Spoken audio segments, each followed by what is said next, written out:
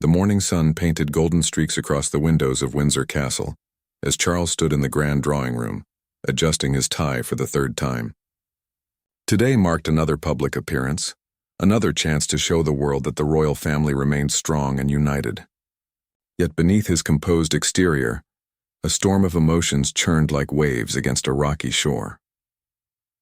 Camilla entered the room with her usual confidence, her heels clicking against the polished marble floor. She wore a deep blue dress that complemented her complexion, and her hair was perfectly styled as always. She had learned over the years how to carry herself as a queen, how to command respect through presence alone. But this morning, something felt different in the air between them. "Ready for today's engagement?" she asked, though her voice carried a slight edge that Charles had grown familiar with over recent months. The charity event they were attending together would put them in the public eye once again, smiling for cameras and shaking hands with dignitaries. Charles nodded, but his attention seemed distant. Through the tall windows he could see the gardens where he and Diana used to walk with the children when they were young. Those memories had a way of surfacing at unexpected moments, like ghosts that refused to be laid to rest.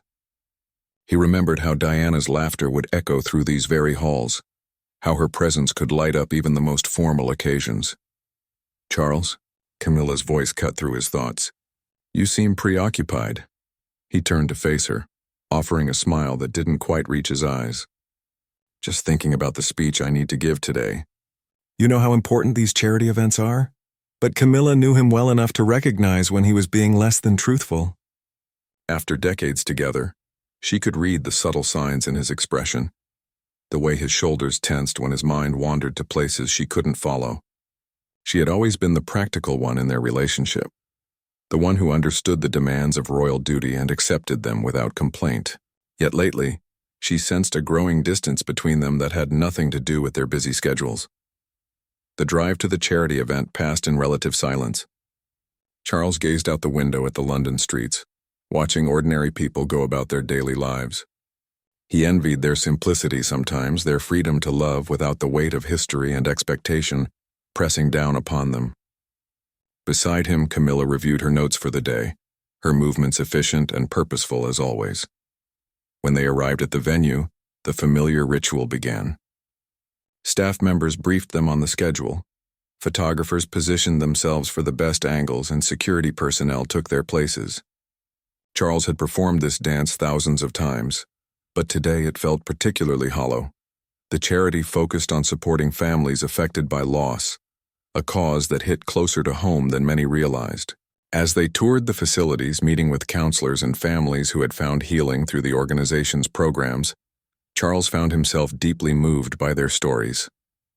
One young mother spoke about losing her husband in an accident, how she had struggled to rebuild her life while caring for her two small children. The hardest part, she said, her eyes bright with tears that refused to fall, was learning to be strong for them when I felt completely broken inside. But this place taught me that being vulnerable doesn't make you weak. It makes you human.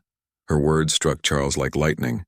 He thought of his own children, of the pain they had endured during his divorce from Diana, of the strength they had shown in rebuilding their relationships with him over the years. He thought of William and Harry, now grown men with families of their own, who had learned to forgive even when forgiveness seemed impossible. As the day continued, Camilla noticed the change in Charles's demeanor. He spoke with genuine warmth to the families they met, his usual reserve melting away as he listened to their stories. She had always admired his capacity for empathy, but today something deeper was happening. She watched him kneel down to speak with a young girl who had lost her grandmother, his voice gentle as he assured her that the love we carry for those we've lost never truly dies. During a brief break between meetings, Camilla found herself standing alone in a quiet corridor. Through a doorway, she could see Charles still engaged in conversation with one of the counselors, his expression animated as they discussed the program's impact on children's grief recovery. For a moment, she felt like an outsider looking in, watching a man she had loved for decades discover something within himself that she wasn't part of. The feeling unsettled her more than she cared to admit. Throughout their long relationship, she had been his constant companion, the one who understood his struggles with duty and desire.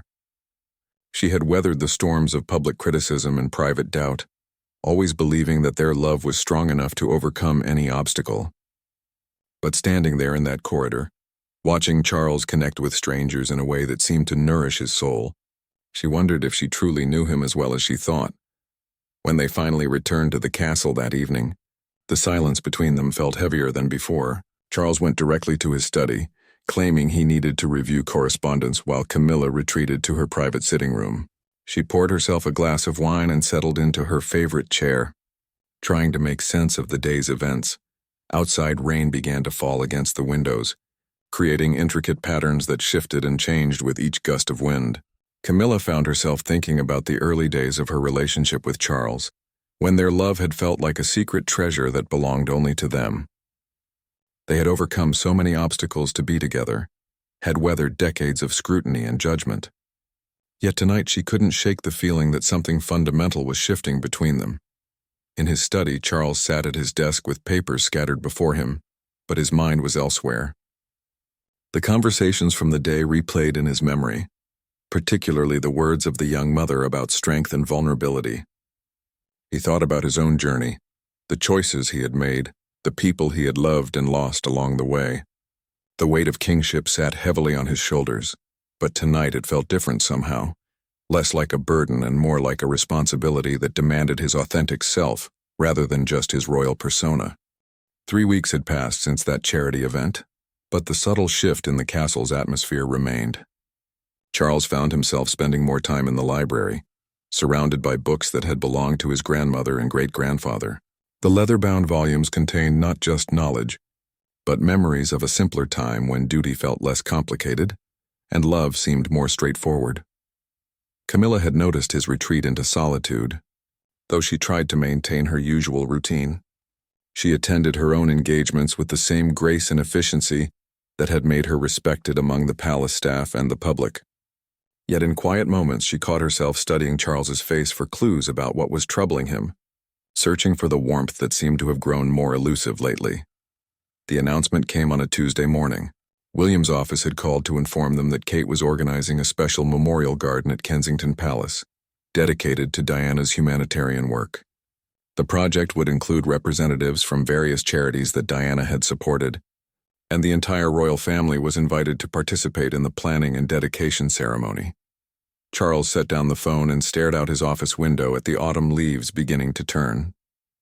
The idea of honoring Diana's memory in such a public way stirred emotions he had worked for years to keep buried. His relationship with his late wife's legacy was complicated, woven through with threads of guilt, regret, and a love that had never quite died despite everything that had happened between them. When he shared the news with Camilla over lunch, her reaction was carefully measured. She understood the importance of supporting William and Kate, of showing family unity and honoring Diana's contributions to humanitarian causes. But beneath her supportive words, Charles detected a flicker of something else, a tension that she was working hard to conceal. "It sounds like a beautiful tribute," she said, cutting her salad with precise movements. Diana would have loved knowing that her work was being continued in such a meaningful way. Charles nodded, but his mind was already elsewhere, thinking about what it would mean to stand in a garden dedicated to Diana's memory, surrounded by reminders of the woman he had loved and lost in so many different ways. The irony wasn't lost on him that his current wife would be standing beside him, honoring the memory of the woman whose shadow had shaped both of their lives. The first planning meeting was scheduled for the following week at Kensington Palace. As Charles prepared to leave, he found himself taking extra care with his appearance, though he couldn't quite explain why. Camilla had chosen not to attend this initial meeting, citing prior commitments, though they both knew she could have rearranged her schedule if she had wanted to be there. Kensington Palace felt different than Charles remembered. William and Kate had made it their own over the years, filling it with family photographs and children's artwork that gave the formal spaces a warmth that had been missing during Diana's time there. The contrast struck Charles immediately. This was what a happy royal marriage looked like, what Diana had always wanted but never quite achieved with him. Kate met him in the morning room where Diana used to take her breakfast. She wore a simple navy dress and her hair was pulled back in a style that momentarily reminded Charles of Diana, though Kate's demeanor was calmer, more grounded than his first wife's had ever been. There was a serenity about Kate that Charles had come to appreciate over the years, a quality that seemed to bring out the best in everyone around her. "Thank you for coming," Kate said, offering him tea in china cups that he recognized from Diana's personal collection. "I know this project touches on sensitive memories, but I believe it's important to honor her legacy in a way that brings healing rather than pain." Her words were carefully chosen, but Charles heard the genuine warmth behind them. Kate had never tried to compete with Diana's memory or diminish her importance in the boys' lives. Instead, she had carved out her own space in the family with grace and patience, earning the love and respect of both William and Harry through her actions rather than her titles. As they discussed the garden's design, Charles found himself sharing stories about Diana's passion for her charitable work that he hadn't spoken about in years.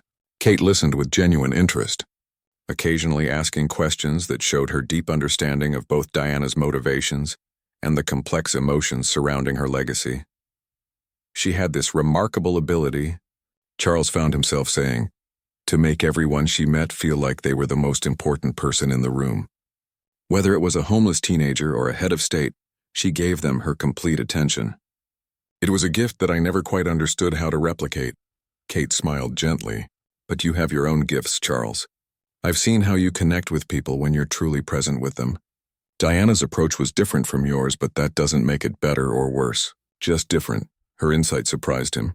Throughout his marriage to Diana, he had always felt inadequate compared to her natural charisma and emotional intelligence. The public had made it clear who they preferred, and Charles had internalized that judgment for decades. But Kate's words offered a different perspective, one that didn't require him to diminish Diana's memory in order to value his own contributions. They spent the afternoon walking through the proposed garden space, discussing which plants would be most appropriate and how the various memorial elements should be arranged. Kate had clearly put considerable thought into every detail, consulting with Diana's favorite gardener and researching the symbolic meanings of different flowers and trees. "I was thinking," Kate said as they paused beside what would become the garden's central fountain, "that we might include a section dedicated to the work Diana did with families affected by landmines. It was such an important cause to her, and one that continues to need attention today." Charles felt a surge of emotion at the mention of Diana's landmine campaign. He remembered how passionately she had spoken about the issue, how determined she had been to use her platform to bring attention to the suffering of innocent civilians. It had been one of the last major projects she had undertaken before her death, and one that had showcased her evolution from a shy young woman into a confident humanitarian leader. "She would be so proud of what William and you have accomplished," Charles said quietly.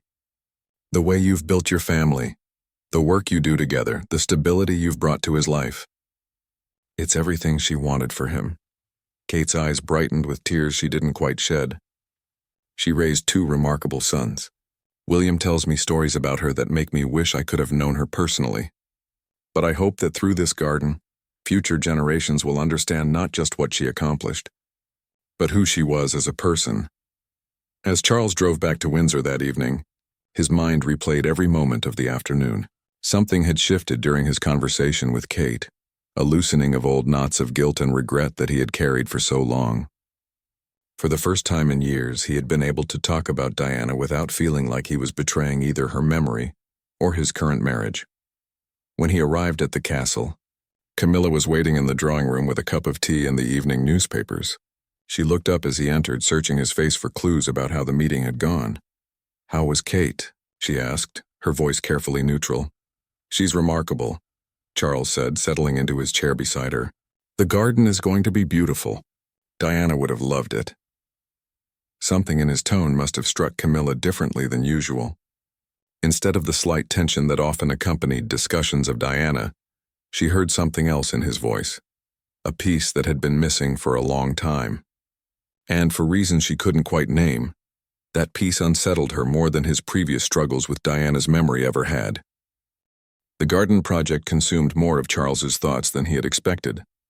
Over the following weeks, he found himself making frequent trips to Kensington Palace, ostensibly to review progress and provide input, but increasingly drawn by something deeper.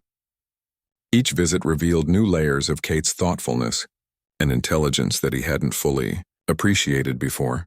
Kate had a way of listening that reminded Charles of the best parts of his conversations with Diana, but without the emotional turbulence that had often accompanied those exchanges. Where Diana had been passionate and sometimes unpredictable, Kate was steady and perceptive. She asked questions that helped Charles clarify his own thoughts and feelings, creating space for him to process emotions he had kept buried for years. Camilla, meanwhile, began to notice subtle changes in Charles's routine. He spent less time in his study during the evenings, often taking long walks through the castle grounds instead. When they attended official functions together, he seemed more present, more engaged with the people they met. She should have been pleased by these positive changes, but instead found herself feeling increasingly displaced. The shift became more apparent during a dinner party they hosted for several foreign dignitaries. Charles had always been a gracious host, but that evening he seemed particularly animated as he discussed various charitable initiatives. Camilla watched from across the table as he spoke passionately about the Memorial Garden project, his face lighting up in a way she hadn't seen in months. "The Duchess of Cambridge has brought such fresh perspective to this endeavor," Charles said to their guests. "Her understanding of Diana's humanitarian legacy is both respectful and innovative. She's found ways to honor the past while addressing contemporary challenges." One of the ambassador's wives leaned forward with interest. "It must be wonderful to work so closely with your daughter-in-law on something so meaningful. Family collaboration on charitable work sends such a positive message." Charles nodded enthusiastically. "Kate has this remarkable ability to see connections between different issues that others might miss. Just last week, she suggested linking the garden project with current refugee assistance programs, building on Diana's work with displaced families. It's exactly the kind of forward-thinking approach that makes charity work truly effective." As the conversation continued, Camilla found herself studying her husband's expression. The warmth in his voice when he spoke about Kate was unmistakable, and it stirred something uncomfortable within her. She had grown accustomed to being Charles's primary confidant and advisor, the person whose opinion he valued most. But lately, she sensed that role shifting in ways that left her feeling uncertain about her place in his life. After their guests departed, Charles retreated to his study as usual, but instead of working on correspondence, he pulled out sketches and notes from the garden project. Camilla found him there an hour later, completely absorbed in reviewing Kate's latest proposals for the memorial fountain's inscription. "The evening went well," she said, settling into the chair across from his desk. Charles murmured, not looking up from the papers. "Kate's idea about incorporating multiple languages into the fountain design is brilliant.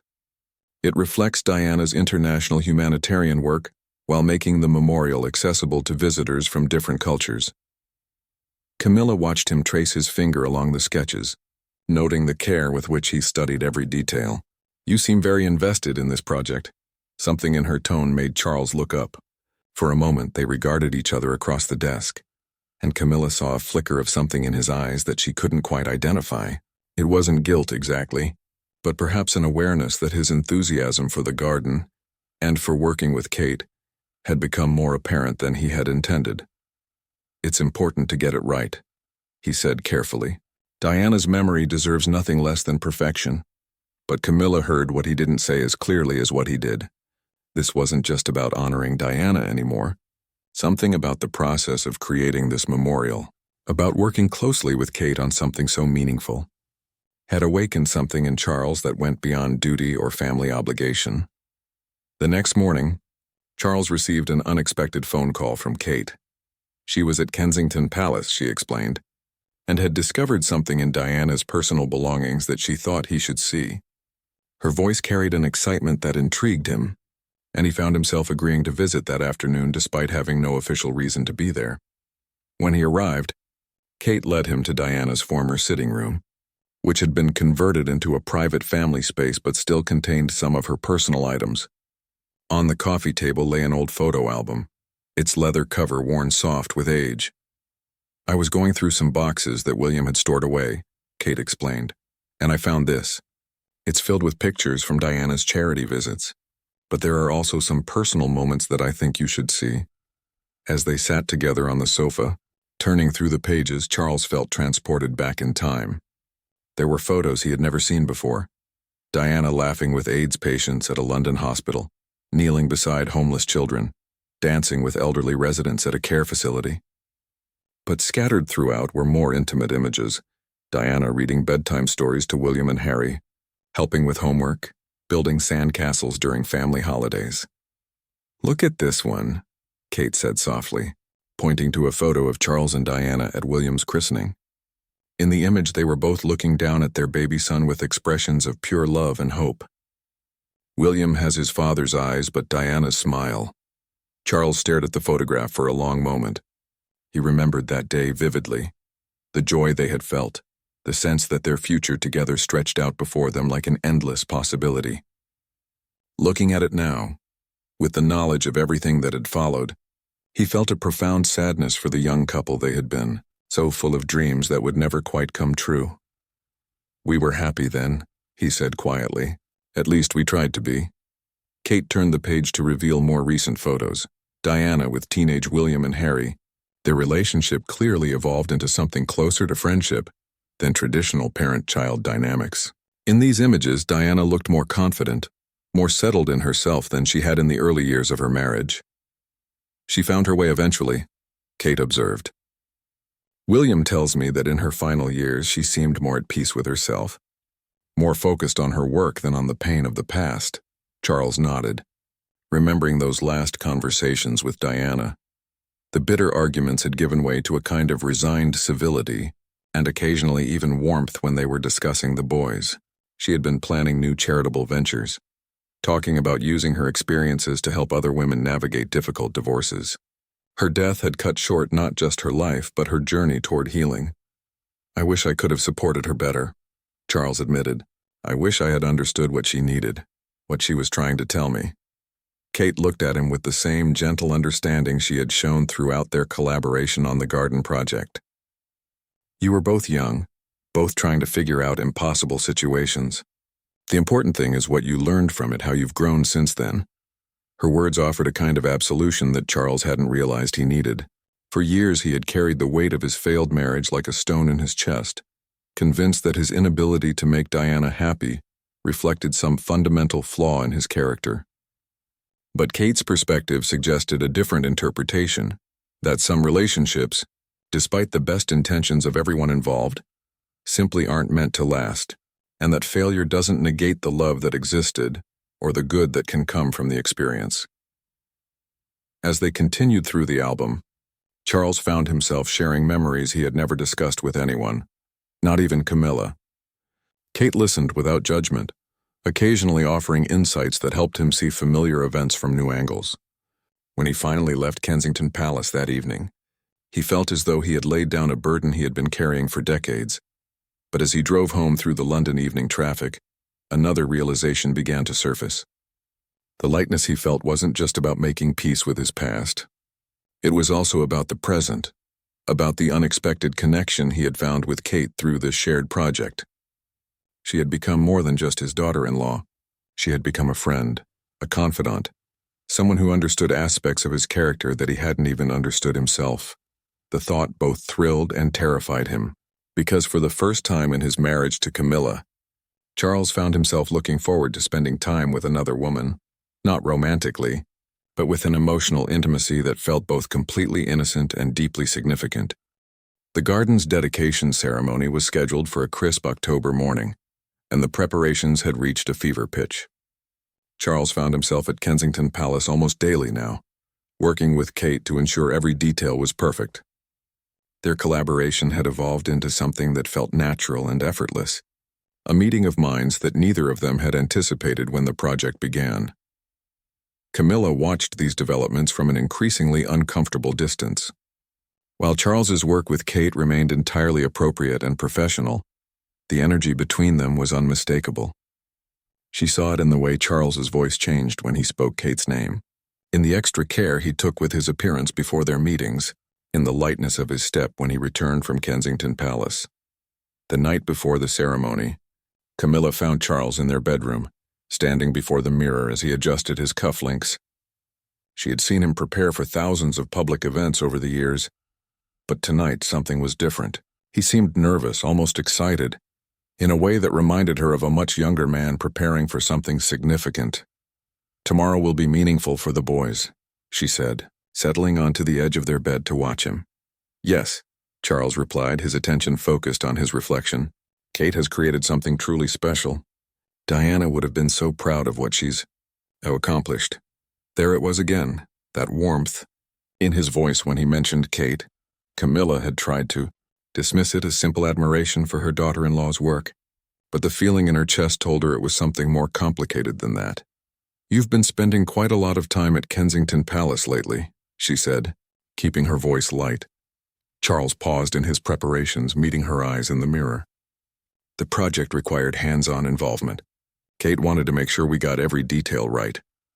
The explanation was perfectly reasonable, but something in Charles's manner suggested there was more to the story than he was sharing. Camilla had learned to read the subtle signs of his evasion over their many years together, and tonight those signs were particularly clear. "She's a remarkable young woman," Camilla said carefully. "William is very lucky to have found her." "Indeed he is," Charles agreed, but he turned away from the mirror as he said it, as though he didn't trust his expression to remain neutral. The next morning dawned clear and bright. Perfect weather for the garden dedication. Members of the royal family began arriving at Kensington Palace early, along with representatives from the various charities that Diana had supported. The media presence was substantial but respectful, understanding the sensitive nature of the event. Charles arrived with Camilla, both dressed in somber but elegant attire appropriate for the occasion. As they walked through the palace grounds toward the new garden, Charles felt a familiar mix of anticipation and anxiety that he associated with significant public events. But underlying those familiar emotions was something else, an eagerness to see Kate's vision finally realized, to witness the culmination of their months of collaboration. The garden exceeded even Charles's expectations.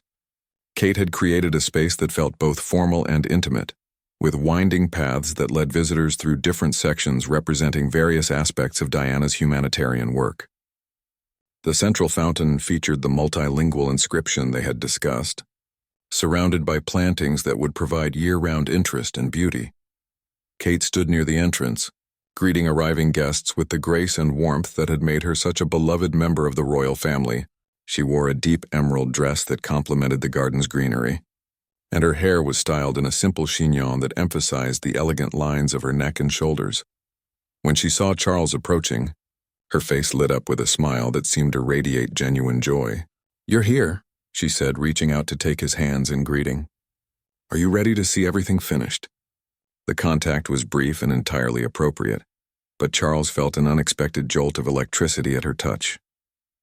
He had grown accustomed to Kate's warmth during their planning sessions, but seeing her in this formal setting, surrounded by the beauty she had created, struck him with fresh intensity. "I can't wait," he replied, and meant it more than he probably should have. As Kate led them through the garden, pointing out various features and explaining the symbolism behind different plant choices, Charles found himself captivated not just by her words but by her presence. She moved through the space she had created with obvious pride and affection, stopping frequently to adjust a flower stem or brush fallen leaves from a pathway. Camilla walked slightly behind them, observing the interaction between her husband and daughter-in-law with growing unease. She noticed how Charles's attention never wavered from Kate, how he leaned in slightly when she spoke, how his entire posture seemed more relaxed and animated than it had been in months. When they reached the memorial fountain, Kate gestured toward the inscription with obvious pleasure. "This is my favorite part," she said to Charles. "The words you suggested in English combined with the phrases William chose in Welsh and Arabic. It captures exactly what Diana stood for." Charles read the inscription carefully, recognizing not just his own contribution, but the thoughtful way Kate had woven together different elements into something greater than the sum of its parts. "It's perfect," he said softly. She would have loved knowing that her work continues to inspire people from so many different cultures. As they stood together beside the fountain, both lost in contemplation of Diana's legacy, Camilla felt herself becoming invisible. The connection between Charles and Kate in that moment was palpable, a sharing of emotion and understanding that excluded everyone else around them. For the first time in her marriage, Camilla felt like an outsider looking in on her husband's emotional life. The formal ceremony began shortly afterward, with William offering remarks about his mother's enduring influence on humanitarian causes worldwide. Harry, who had flown in from California for the event, spoke movingly about Diana's ability to see the humanity in everyone she met. Both sons thanked Kate publicly for her work in creating the memorial, but Charles noticed that their gratitude extended beyond mere politeness. They seemed genuinely moved by what she had accomplished. When it came time for Charles to speak, he stepped forward to the microphone with notes he had prepared, but found himself setting them aside as he began to talk. Instead of the formal remarks he had planned, he spoke from the heart about Diana's passion for helping others and about the importance of ensuring that her work continued to inspire future generations. "This garden," he said, his voice carrying across the assembled crowd, "is more than a memorial. It's a living testament to the power of compassion and the enduring impact one person can have when they choose to use their position to serve others." Diana understood that privilege comes with responsibility, and she embraced that responsibility with courage and grace. As he spoke, his eyes kept returning to Kate, who stood to one side with William and their children. She was listening intently, occasionally nodding as his words resonated with her own understanding of Diana's legacy. When their eyes met, Charles felt that same jolt of connection that had surprised him earlier, and he found himself speaking directly to her even though his words were meant for the entire audience. "Creating something this beautiful and meaningful requires not just vision, but heart," he continued. "It requires the ability to understand what truly matters and the skill to translate that understanding into something tangible and lasting. We are grateful beyond words for the love and dedication that has gone into every aspect of this project." When the ceremony concluded and guests began to disperse for the reception, Charles found himself walking with Kate through the garden one final time. The crowds had thinned, and they could speak more privately about the success of the event and the emotional impact it had created. "Thank you," Kate said simply as they paused beside a bed of white roses that had been Diana's favorites, "for trusting me with something so important, for sharing your memories and insights. I couldn't have done this without your help." Charles looked at her. This woman who had brought such thoughtfulness and grace to honoring his first wife's memory, and felt a rush of emotion that caught him completely off guard. In that moment, standing in the garden she had created, surrounded by the beauty that testified to her deep understanding and care, he realized that his feelings for Kate had evolved far beyond simple admiration or family affection. The recognition terrified and thrilled him in equal measure. Because what he felt for Kate was pure and good, untainted by the complications that had marked so many of his other relationships. It was appreciation for her character, gratitude for her kindness, and something that felt dangerously close to love, though he knew he could never allow himself to name it that. Meanwhile, Camilla stood at the reception, accepting congratulations from various guests about the garden's success, but her attention remained fixed on her husband and Kate. She watched them walking together among the flowers, their conversation clearly intimate despite the public setting, and felt something inside her chest begin to crack like ice under pressure. In the weeks following the garden dedication, the dynamic within the royal household shifted in ways both subtle and profound.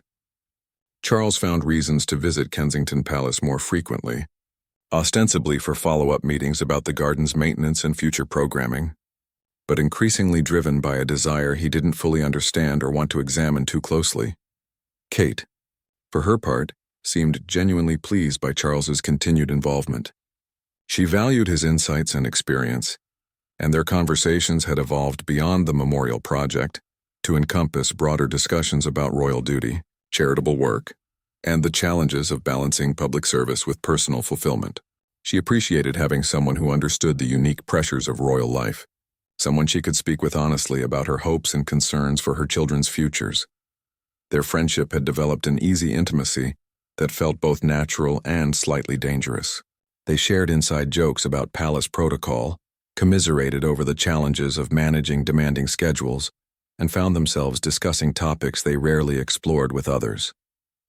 Charles discovered that Kate possessed not only beauty and grace, but a sharp intelligence and emotional depth that reminded him of qualities he had always admired, but rarely found in one person. Camilla, meanwhile, watched these developments with growing alarm. She had weathered many storms during her relationship with Charles, from public scandals to family crises, always confident that their bond was strong enough to survive any challenge. But this situation felt different. more threatening precisely because it was so innocent on the surface. Kate wasn't trying to seduce her husband or undermine their marriage. If anything, she seemed completely unaware of the effect she was having on Charles. The crisis came to a head during a family dinner at Windsor Castle. William and Kate had been invited along with their children for what was meant to be a casual evening celebration of Prince George's recent academic achievements. The conversation flowed easily, with the children sharing stories about school, while the adults discussed various upcoming royal engagements. But Camilla found herself increasingly irritated by the way Charles's attention kept returning to Kate throughout the meal. He laughed at her jokes a bit too heartily, listened to her opinions with obvious respect, and seemed to hang on her every word in a way that made Camilla feel invisible despite sitting right beside him. The breaking point came when Kate mentioned a new initiative she was considering for her charitable foundation, one that would combine mental health awareness with support for military families. Charles immediately leaned forward, his eyes lighting up with enthusiasm. "That's brilliant, Kate," he said, his voice warm with admiration. "The connection between service trauma and family stability is so important, but it's rarely addressed in a comprehensive way. Have you considered partnering with some of the veteran organizations I work with? I could make some introductions that might be helpful." Kate's face brightened at his offer. "That would be wonderful. I was hoping to get your advice on how to approach this properly. Your experience with military charities is exactly what I need to make this successful." As they continued to discuss the details of Kate's project, their conversation became increasingly animated and intimate, excluding everyone else at the table. William seemed pleased to see his father and wife connecting so well, but Camilla felt each exchange like a small wound. This was supposed to be her role, being Charles's trusted advisor, the person he turned to for guidance and support. When Kate excused herself to help settle the children for bed, Charles's entire demeanor seemed to deflate slightly, as though the room had lost some of its light. He continued to participate in the conversation with William and Camilla, but his responses seemed distracted, and his eyes kept drifting toward the doorway where Kate had disappeared. Later that evening, after William and Kate had returned to Kensington Palace with their children, Camilla found herself alone with Charles in their private sitting room. The silence between them felt heavy with unspoken tensions, and she struggled to find a way to voice her concerns without sounding jealous or petty. "Kate's project sounds promising," she said carefully. "Testing the waters," Charles murmured, not looking up from the documents he was pretending to review. "She has such insight into these issues. It's remarkable, really." The warmth in his voice when he spoke about Kate was unmistakable, and it finally pushed Camilla beyond her ability to remain diplomatic. "You seem very taken with her ideas." Something in her tone made Charles look up, and for a moment their eyes met across the room. In that instant, both of them understood that they were approaching territory neither wanted to explore, but could no longer avoid. "She's family," Charles said quietly. "Supporting her work is part of supporting William and the future of the monarchy." But even as he spoke the words, they both knew there was more to it than duty or family obligation.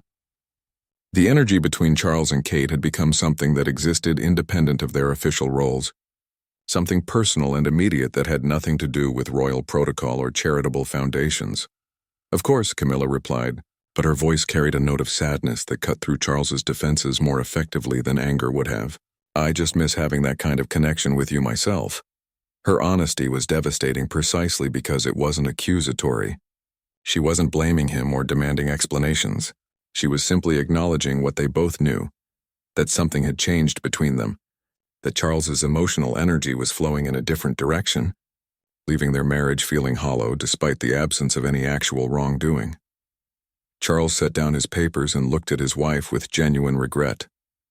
"Camilla, You don't need to explain," she interrupted gently. "I can see what's happening even if you don't want to admit it to yourself. The question is what we do about it."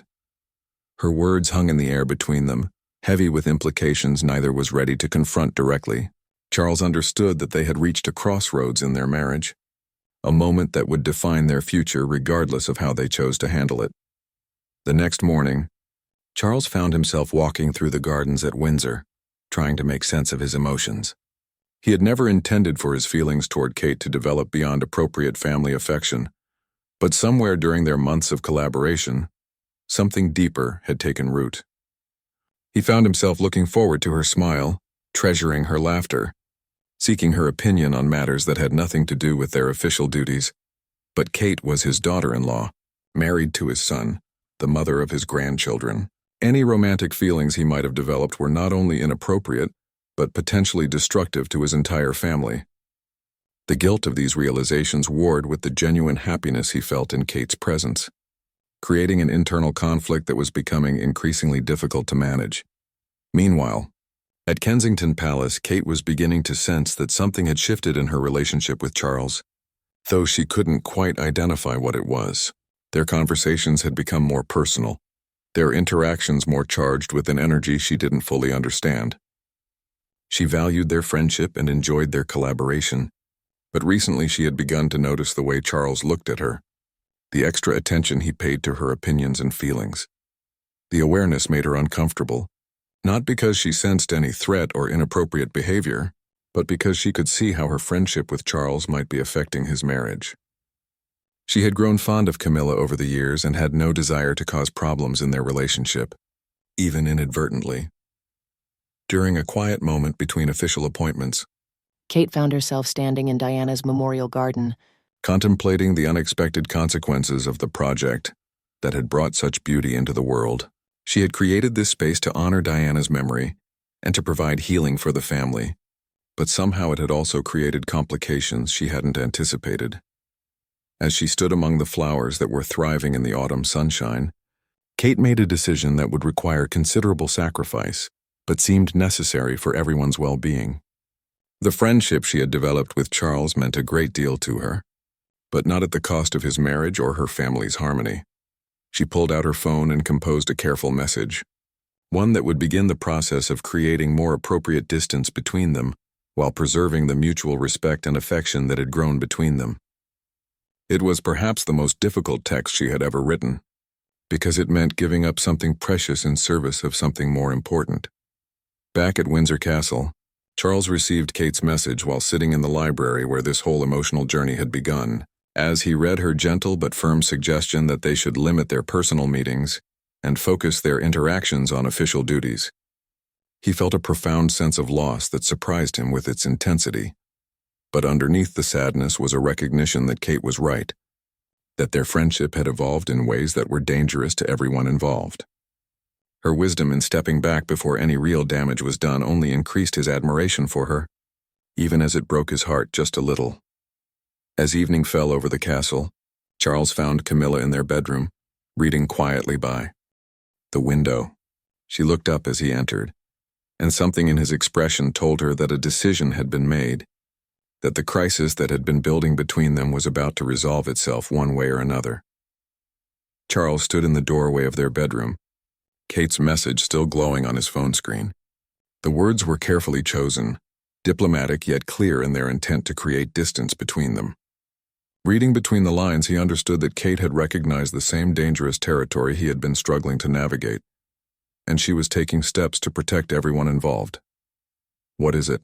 Camilla asked, setting down her book as she noticed his expression. Charles slowly moved into the room, placing his phone on the dresser before turning to face his wife. The weight of the past months seemed to settle on his shoulders, the growing emotional connection with Kate, the distance it had created in his marriage, the impossible situation they had all found themselves in without anyone intending harm. "Kate thinks we should step back from working together so closely," he said quietly. "She believes it's best for everyone if we maintain more formal boundaries going forward." Camilla studied her husband's face, seeing both relief and sadness in his expression. "And how do you feel about that?" The question was simple, but it demanded complete honesty, something that had been lacking between them for months.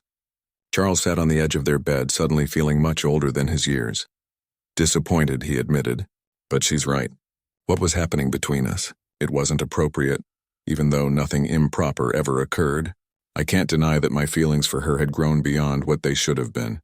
The admission hung in the air between them, both painful and liberating. Camilla felt a strange mix of vindication and sorrow.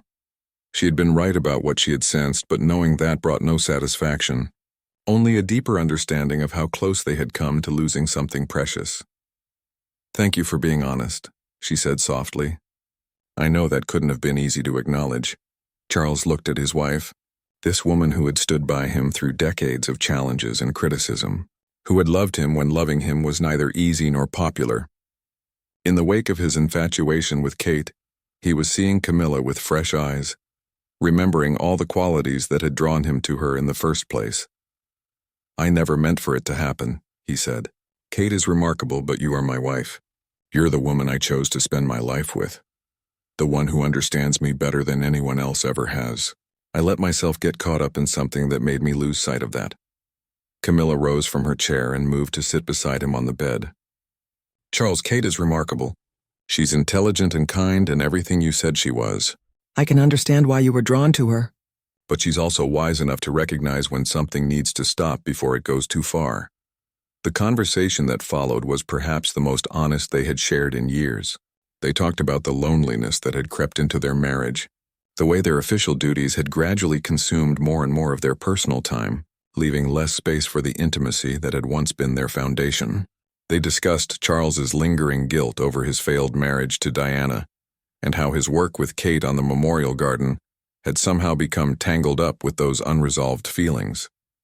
Most importantly, they talked about whether their marriage was worth fighting for, whether the love that had sustained them for so many years was strong enough to survive this crisis and emerge stronger on the other side.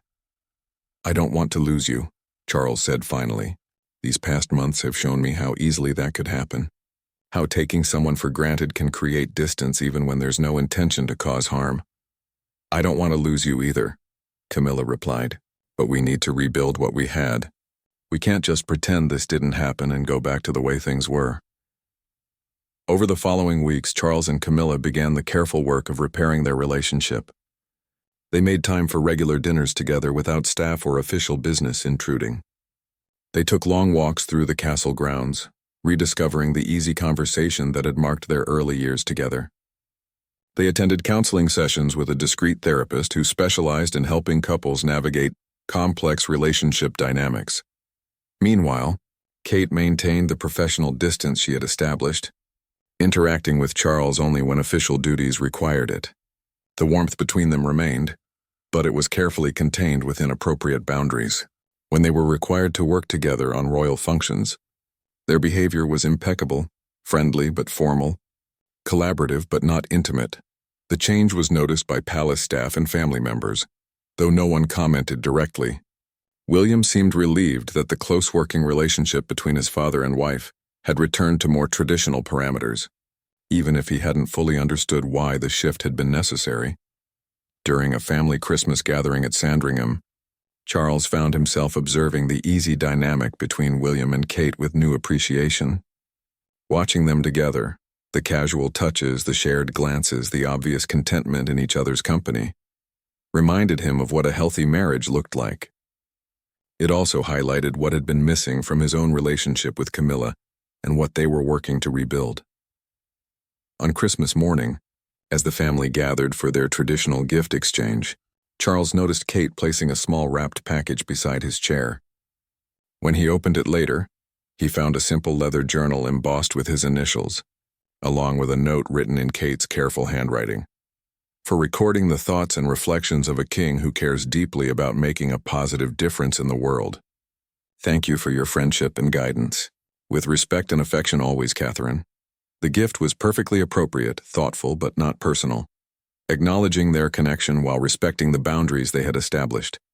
Charles understood it as both a gesture of reconciliation and a gentle goodbye to the intimate friendship that had developed between them. That evening, as he and Camilla prepared for bed in their Sandringham bedroom, Charles showed her the journal and Kate's note. Instead of jealousy or concern, Camilla's reaction was one of genuine warmth. "She really is special, isn't she?" Camilla said, running her fingers over the journal's cover.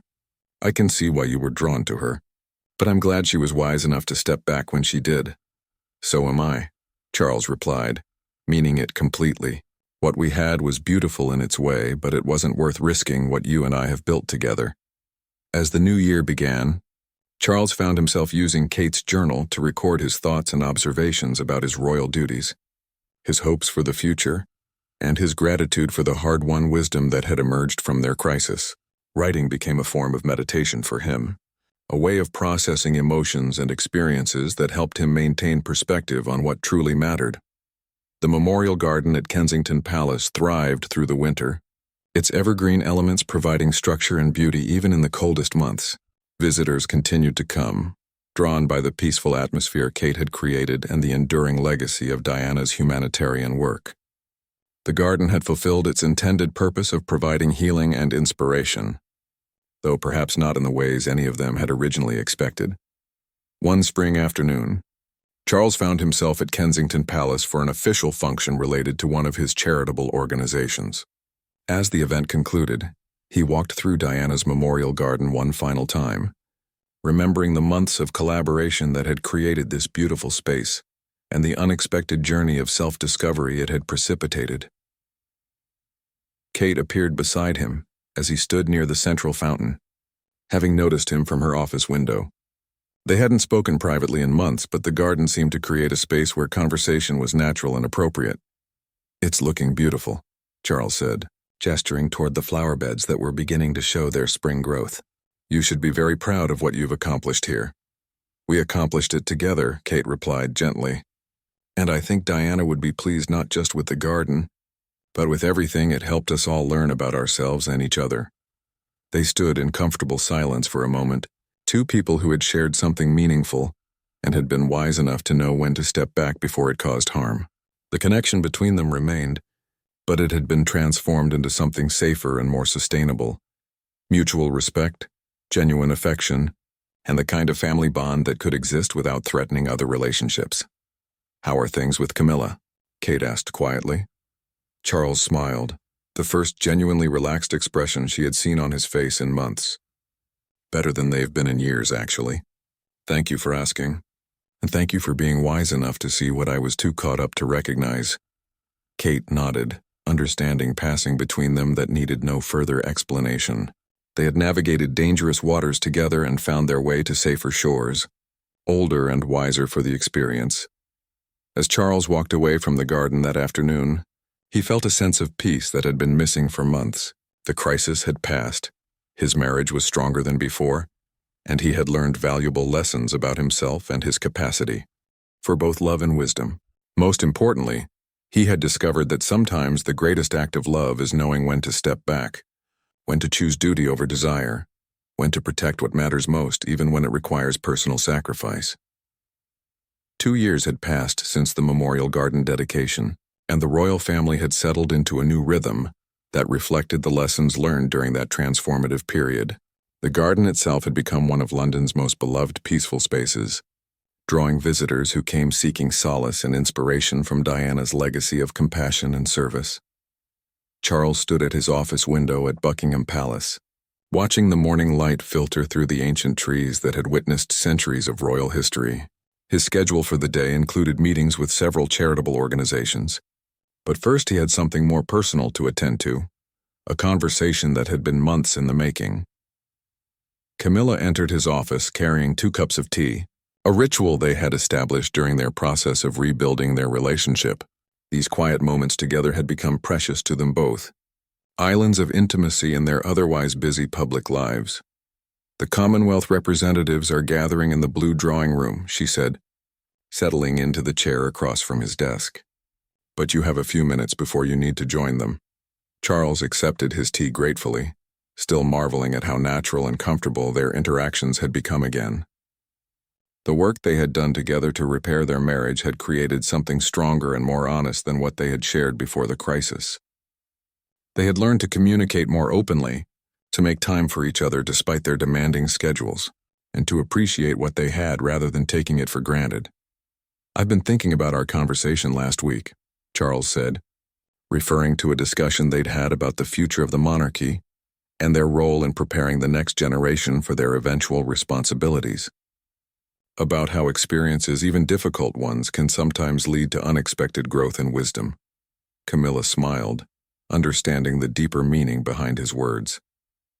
They had both learned that their marriage crisis, painful as it had been, had ultimately made them stronger as individuals and as a couple. The process of nearly losing each other had taught them to value their relationship in ways they hadn't fully appreciated before. "Kate stopped by yesterday while you were in Scotland," Camilla said. "She mentioned that William has been asking her advice about balancing royal duty with personal fulfillment. It seems he's been watching how we've navigated these challenges and learning from our example." Charles felt a warmth at hearing about Kate's visit. Their relationship had evolved into something comfortable and appropriate, the kind of family connection that enriched everyone's life without creating complications. Kate remained someone he respected and cared about, but those feelings now existed within clearly defined boundaries that protected everyone involved. "She's wise to share her insights with him," Charles replied. "Marriage in the public eye brings unique pressures that most people can't imagine. Having someone who understands those challenges makes all the difference." As if summoned by their conversation, a staff member knocked on the door to announce that William had arrived for a private meeting with his father. Charles had requested this conversation to discuss several matters related to William's increasing role in royal duties, but he also wanted to address something more personal. William entered the office with the confident bearing that had developed over his years of royal service, but Charles could still see traces of the young man who had struggled with his parents' divorce and his mother's death. The passage of time had brought healing and maturity, but also a deeper understanding of the complexities of royal life. "Good morning," William said, greeting both his father and stepmother warmly before taking a seat. The relationship between William and Camilla had evolved significantly over the years, moving from polite tolerance to genuine affection and respect. "I wanted to talk with you about the upcoming Commonwealth tour," Charles began, "but also about some observations I've made regarding your leadership development and the example you and Catherine are setting for the institution." Over the next hour, they discussed various practical matters related to William's royal duties, but the conversation gradually moved toward more personal territory. Charles found himself sharing insights he had gained from his own mistakes and successes, particularly regarding the importance of maintaining balance between public service and private happiness. "Your mother always said that the monarchy's greatest strength comes from its ability to evolve and adapt while maintaining its essential character," Charles said. "I think you and Catherine embody that principle beautifully. You've found ways to honor tradition while making the institution relevant and accessible to contemporary audiences." William considered his father's words carefully. "We've had good teachers," he said, glancing meaningfully at both Charles and Camilla. "Watching how you've both handled challenges and grown from them has shown us that it's possible to serve with dignity while remaining true to yourself." The observation struck Charles as particularly insightful. His son had indeed been watching and learning, not just from his successes but from his struggles and the way he had worked to overcome them. The example set by Charles's marriage crisis and recovery had apparently provided valuable lessons about resilience, honesty, and the importance of fighting for what matters most. Later that afternoon, Charles found himself walking through St. James's Park, a routine he had adopted as a way of clearing his mind between official appointments.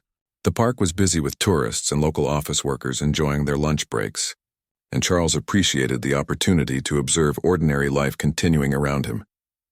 As he rounded a familiar bend in the path, he was surprised to see Kate sitting on a bench beside the lake, watching her youngest son feed ducks while her protection officer maintained a discreet distance. She looked up as Charles approached, and her face lit up with genuine pleasure at seeing him. "What brings you to my favorite walking route?" Charles asked, settling onto the bench beside her with the easy familiarity of family. "Louis insisted on feeding the ducks after his morning lessons," Kate replied, gesturing toward her son, who was completely absorbed in his task. "I find these quiet moments with the children precious.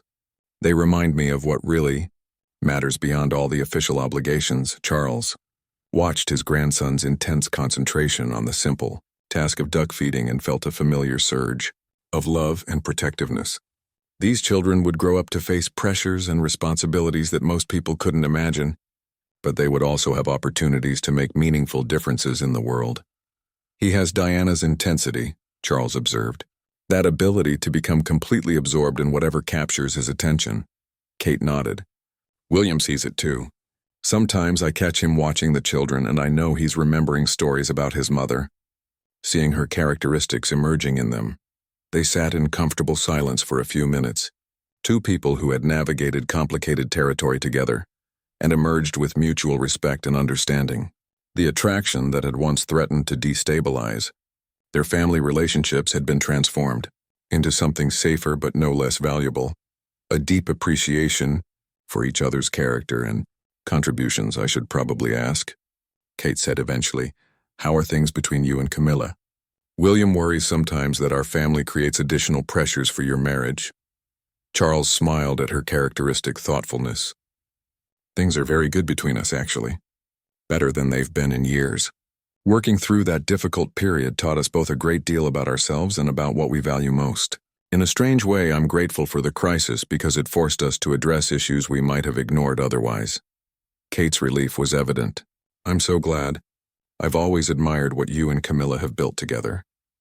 Your partnership is an inspiration to William and me as we navigate our own marriage within this complicated world." As they prepared to part ways, Kate to collect her son and return to Kensington Palace, Charles to continue his walk before returning to his afternoon appointments. Both felt the satisfaction of having found their way to a relationship that enriched their lives without compromising their other commitments. That evening, Charles joined Camilla for a quiet dinner in their private dining room at Clarence's house. As they shared the events of their respective days, Charles found himself reflecting on the journey that had brought them to this point, the crisis that had nearly broken them apart, the hard work they had done to rebuild their connection, and the deeper understanding they had gained about themselves and each other. "I saw Catherine in the park today," he mentioned as they finished their meal. "She asked after us after our marriage. I was able to tell her honestly that things between us are better than ever." Camilla reached across the table to take his hand. "And they are, aren't they?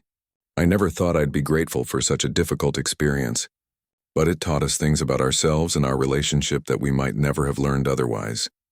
Charles squeezed her hand, marveling at the warmth and security he felt in their connection,